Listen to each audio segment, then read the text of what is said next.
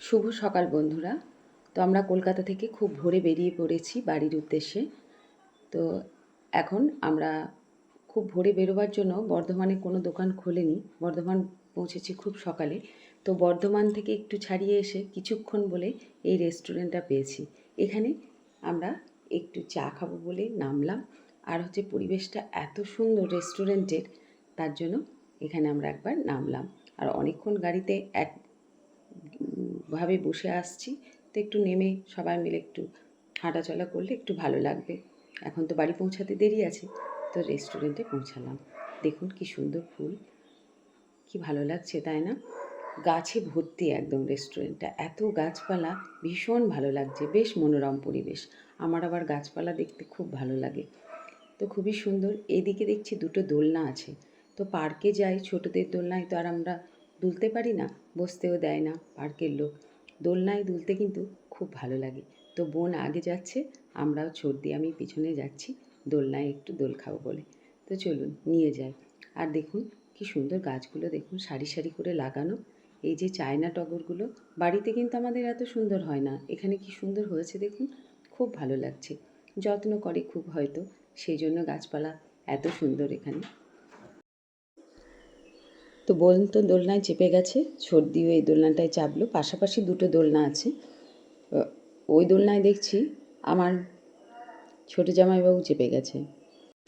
দোলনা দেখলেই মনে হয় একটু দুলি, কারণ আমাদের ছোটোবেলায় তো এরকম দোলনা ছিল না। আমরা একটু গ্রামের দিকে মানুষ হয়েছি ধরুন, আর আমাদের ছেলেবেলায় পার্ক টার্কেরও ব্যবস্থা ছিল না, তাই আমাদের তখন দোলনায় তোলার সুযোগও ছিল না। এখন ছেলেদেরকে নিয়ে যখন ছোটোবেলায় পার্কে যেতাম, তখন তো আমরা মা ধরুন, আমাদের তো আর দোলা হতো না, বাচ্চাদেরকেই দোলাতাম। তো এখানে দোলনা দেখে আমরা আর লোভ সামলাতে পারছি না, প্রত্যেকেই একবার করে দুলে নিলাম। তো দারুণ লাগছে কিন্তু দোলনায় দুলতে, জানেন তো। ছেলেবেলায় দড়ি ধরে, তারপর গাছের ডাল ধরে অনেক দোল খেয়েছি, কিন্তু অবশ্য সেই দোল খাওয়ার মজাটাই আলাদা, এর থেকেও আনন্দের সেটা। তবু আজকে দোলনায় চেপে বেশ ছেলেবেলার স্মৃতিগুলো মনে পড়ছে। তো তিন বোনেই আমরা দোলনায় বসে গেছি, দুলছি, ভালোই লাগছে জানেন তো। আর এই মাঠের মধ্যে এই যে রেস্টুরেন্টটা, এর পরিবেশটাও ভারী সুন্দর। ওই দূরে দেখুন রাস্তাটা দেখা যাচ্ছে, ওইদিকে গাড়ি যাচ্ছে, আর প্রচুর জায়গা পড়ে তারপরে অনেকটা জায়গা ছেড়ে রেস্টুরেন্টটা, বেশ ভালো। তো দিদি আমাকে ডাকছে যে এটাই চলে আয়, তিনজনে একসঙ্গে দুলব। তো আমি তাই করলাম, দিদিদের কাছে চলে গেলাম। এবার আবার ভয় লাগছে ভেঙে না পড়ে যায়, তিন বোনে একসাথে চেপেছি। তো দিদি বলছে না না কিছু হবে না। তিন বোনে একসাথে ছবি টবি তুললাম, ভালোই লাগলো। এরপর চলুন, চা রেডি হয়ে গেছে, একটু ভিতরে যাই। তো ভিতরে এসেছি, ভিতর বলতে আমরা বারান্দাতেই বসেছি, ভিতরে গেলাম না। বারান্দাটায় বেশ ভালো লাগছে, হালকা ঠান্ডা হাওয়া দিচ্ছে অল্প রোদের মধ্যে, বেশ সুন্দর লাগছে।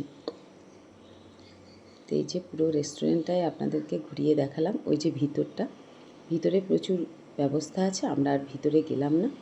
আমাদের যে ড্রাইভার ছেলেটি খুব ভালো, ও ভিতরে বসে আছে। এই তো চা চলে এসেছে, তো তাড়াতাড়ি চা খেয়ে আবার রওনা দিতে হবে আমাদেরকে বাড়ির পথে। তো চলুন, তো আমার ভিডিওটা এখানেই আজকে শেষ করছি। কেমন লাগলো অবশ্যই জানাবেন, ভালো লাগলে একটা লাইক করে দেবেন। তো আজ এই পর্যন্তই, আবার হাজির হয়ে যাব নতুন আর একটা ভিডিও নিয়ে। ভালো থাকবেন, সুস্থ থাকবেন, ধন্যবাদ।